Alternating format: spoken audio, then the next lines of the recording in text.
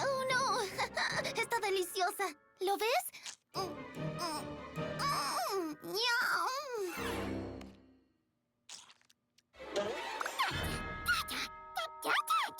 No quería decirlo, pero sí, sabe a comida para gatos. Me gusta mucho.